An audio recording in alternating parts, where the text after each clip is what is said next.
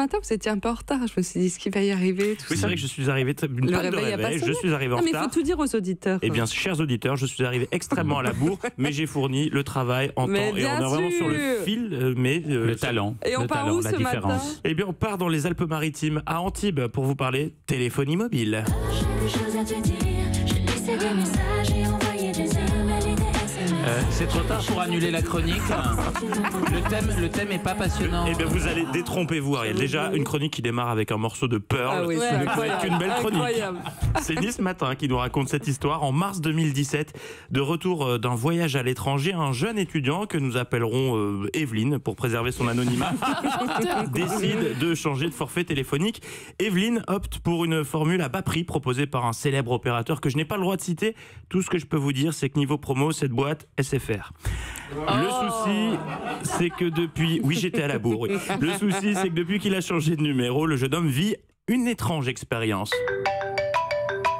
Allô ? Ah oui.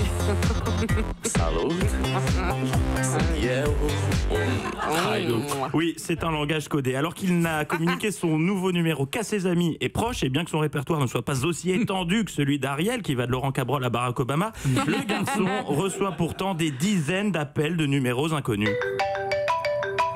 Allô ? Oui, non, c'est bon. Non, vous n'avez pas le droit. Très vite, il coupe court à la conversation en précisant à ses interlocuteurs qu'ils font erreur. Il raccroche donc, mais la situation empire quand les appels cessent. Ce sont les SMS qui prennent le relais. Au total, des centaines de SMS et d'appels provenant d'une vingtaine de numéros inconnus et des messages quotidiens au contenu pour le moins stupéfiant. Je cite, OP les deux à 20 E le G de M et 60 le G de blanc. C'est sympa comme Non, message. il ne s'agit pas d'une énigme du père Fouras, mais vous l'aurez compris, d'une commande de drogue. Mais non! Oui.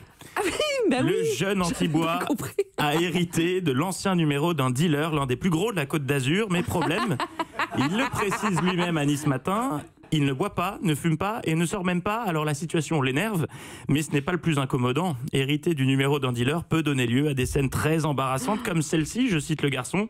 Un jour, je suis en voiture avec mon Bluetooth, je décroche et le type me parle direct de drogue. En présence de ma mère. Je lui ai tout expliqué, elle a été compréhensive, mais c'était très gênant.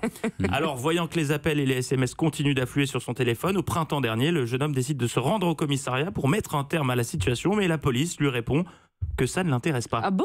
Non, ils n'ont même pas demandé d'infos ou quoi que ce soit.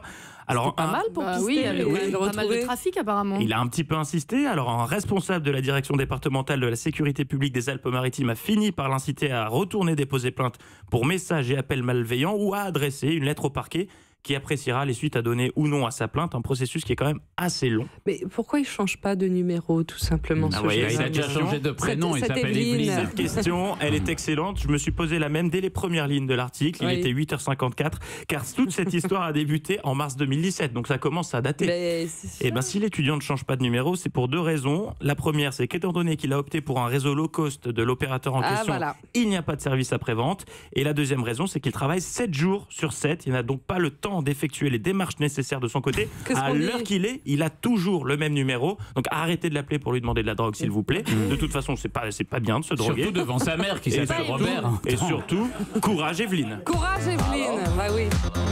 Allô. Ça peut être hyper dangereux, surtout. Imaginez. Mais S'ils quoi? veulent un règlement de compte, ils le géolocalisent, s'ils savent pas que c'est plus Ah oui, le c'est dealer, vrai, ça. etc. Toujours là pour donner Moi, des bonnes idées, le Ah non, mais docteur je Joseph. C'est le flipperais. début d'un film. Hein. Je flippe. Bon, en tout cas, merci beaucoup pour cette belle histoire. Bertrand Chameroy.